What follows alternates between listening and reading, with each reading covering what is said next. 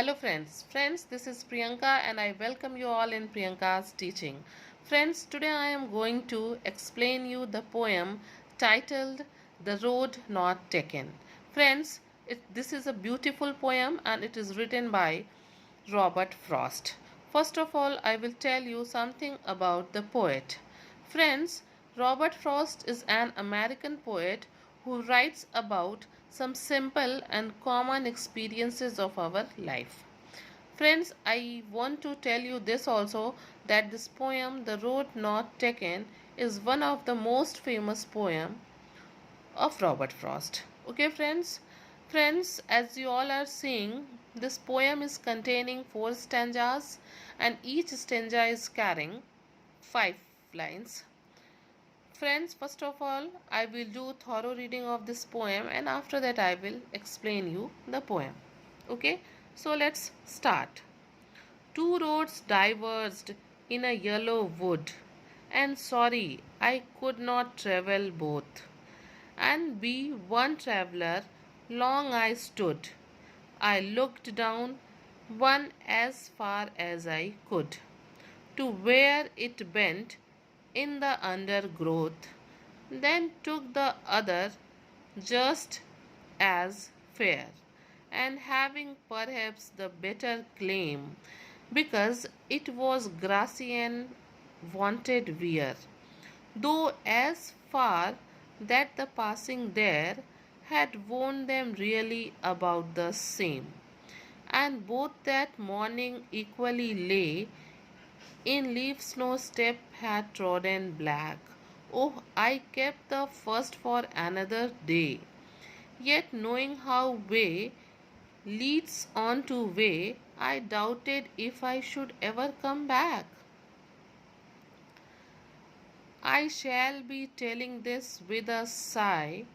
Somewhere ages and ages hence, two roads diverged in a wood, and I took the one less travelled by, and that has made all the difference. Friends, now I will explain you the poem stanza wise, and the first stanza is two roads diverged in a yellow wood. Friends divorced means यहाँ पे है कि in different directions, अलग अलग दिशाओं में, और would का सेंस यहाँ पे जंगल से है. And yellow would shows that it is a autumn season and forest had already shaded its leaf. Okay, and sorry I could not travel both, and be one traveler along I stood, and looked down as far as I could, to where it bent in the undergrowth. Friends, यहाँ पे poet कहता है कि वो एक ऐसे road पे खड़ा है जो दो अलग अलग दिशाओं में जा रही है, जो डाइवर्स्ड सड़क है, और वो दोनों सड़कें जो हैं एक जंगल की तरफ जा रही हैं. And sorry I could not travel both, और कहता है पोएट यहाँ पे कि मैं उन दोनों रास्तों पे नहीं जा सकता. I can not travel on both the roads in one time. And be one traveller long I stood, वो कहता है कि जैसा कि मैं एक अकेला यात्री हूँ, मैं एक अकेला ट्रैवलर हूँ जिसके सामने दो सड़कें हैं, और मैं अकेला उन दोनों सड़कों पे नहीं जा सकता क्योंकि मैं एक अकेला इंसान हूँ. लॉन्ग आई स्टूड, इसलिए मैं क्या करता हूँ, मैं वहाँ खड़ा हो जाता हूँ. And looked down one as far as I could, और मैं वहाँ खड़े होके मैं सोचता हूँ, मैं वहाँ तक देखता हूँ जहाँ तक मुझे दिखता है. मैं सोचता हूँ कि मैं किस रोड पे जाऊँ, to where it bend in the undergrowth, उस घने रास्ते की तरफ जहाँ तक वो रास्ता मुझे डेंस फॉरेस्ट दिखता है, जहाँ तक वो घूम नहीं जाता, मैं वहाँ तक देखता हूँ. फ्रेंड्स, कभी कभी आपने देखा है ना, जब कोई टर्न आता है तो हमें आगे दिखना बंद हो जाता है, वरना हम वहाँ तक देखते हैं जहाँ तक हमारी नज़रें जाती हैं. तो the literal meaning of the poem is that एक जो पोएट है वो एक ऐसी सड़क पे खड़ा है जो जो सड़क है वो डाइवर्स्ड है और वो जंगल की तरफ जा रही है, और एक अकेला ट्रैवलर होने के नाते पोएट दोनों रास्ते पे नहीं जा सकता, इसलिए वो वहाँ खड़े होता है और वो सोचने लगता है कि मुझे किस रोड पे जाना चाहिए. The sense of the poet is here that as a students you are facing lots of choices, lots of directions, lots of opportunities in your life. कि आपके सामने आपके लाइफ में बहुत से ऑप्शंस होते हैं, बहुत से चॉइसेस होते हैं, लेकिन आप सारी चीज़ को सेलेक्ट नहीं कर सकते, सारे ऑप्शंस को जो है आप चूज़ नहीं कर सकते. उसमें से आपको अपने आप को डिटरमाइंड करके किसी पर्टिकुलर ऑप्शन को, किसी पर्टिकुलर डायरेक्शन को आपको अपने लिए चुनना होता है. Now we will go forward to stanza number 2. Then took the other just as fair and having perhaps the better claim. और पोइट कहता है कि वो क्या करता है कि he took the other just as fair. वो एक रास्ते को चुनता है जो उसे लगता है कि ये जो रास्ता है ये दोनों रास्तों में लगभग सेम है. पहले वो उसको लगता है कि ये जो दोनों रास्ते एक जैसे हैं, जस्ट एज फेयर, दोनों सेम है, और वो एक रास्ते को जो है उसमें से चुन लेता है. And having perhaps the better claim, और उसको ऐसा लगता है कि शायद मैंने जिसको चुना है वो एक बेटर ऑप्शन है, वो एक बेटर डिसीजन मैंने लिया है और सही रास्ते को चुना है. Because it was grassy and wanted wear. ऐसा उसको क्यों लगता है? क्योंकि वो जो रोड है वो ग्रासी है, वो अनयूज्ड है, जिसपे लोगों ने चला नहीं है.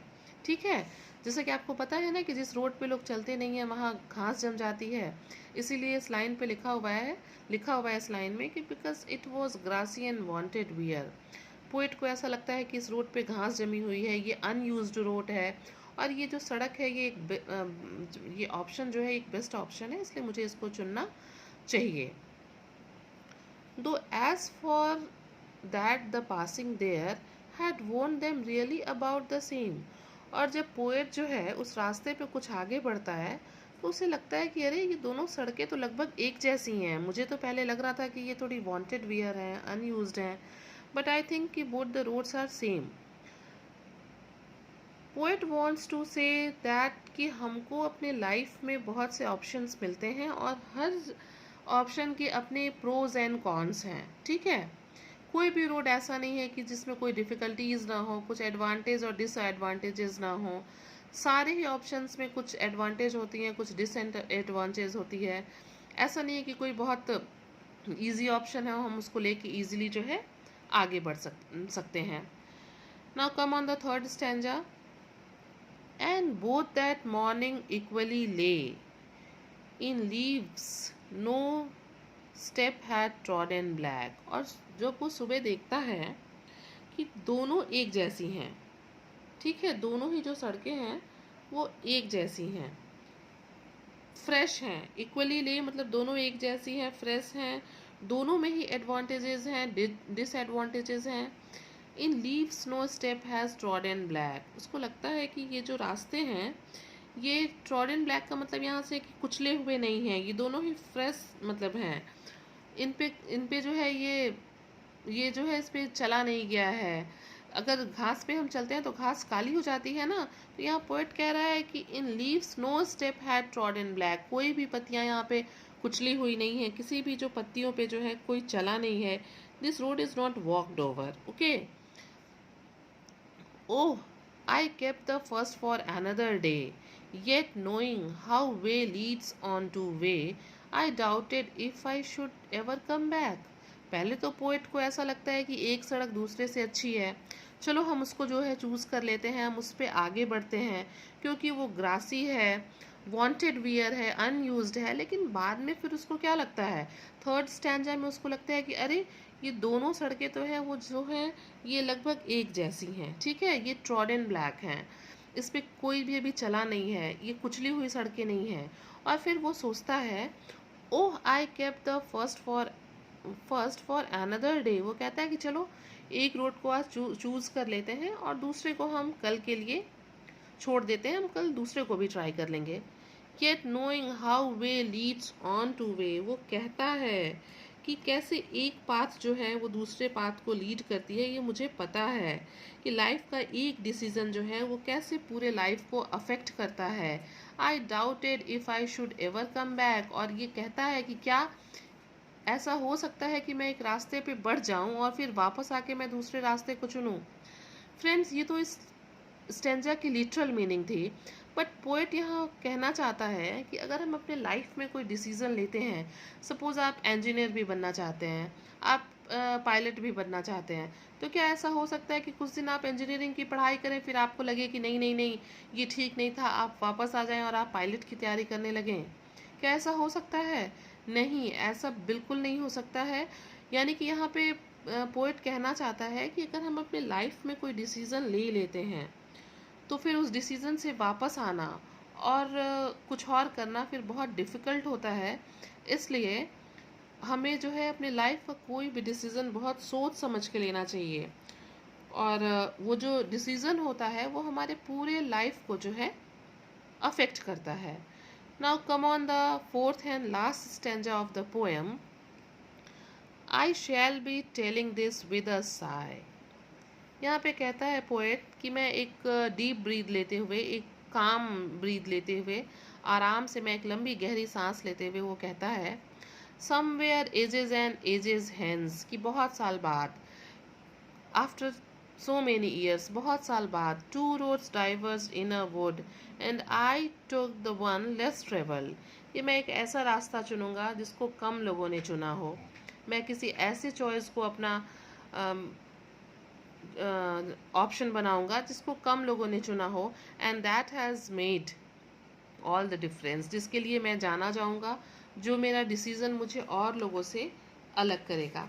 ओके फ्रेंड्स, तो friends, in this poem poet wants to say that in our life we are having lots of choices, lots of options, but it is depend on us that which option we are going to choose. Okay friends, because our decision, our option, our choices will affect our life, because if once we have taken any decision we don't have option to regret upon it. Okay, क्योंकि जो हमारे decisions होते हैं वो हमारे life को जो है अफेक्ट करते हैं, and this decision will make us different from others and we will well known for our decision. Okay friends, तो फ्रेंड्स, एक स्टूडेंट होने के नाते हमारे सामने कई चॉइसेस होंगे और हमें एक ब्रिलियंट डिसीजन लेना होगा, क्योंकि जो हमारा डिसीजन होगा वो हमारे पूरे लाइफ को अफेक्ट करेगा।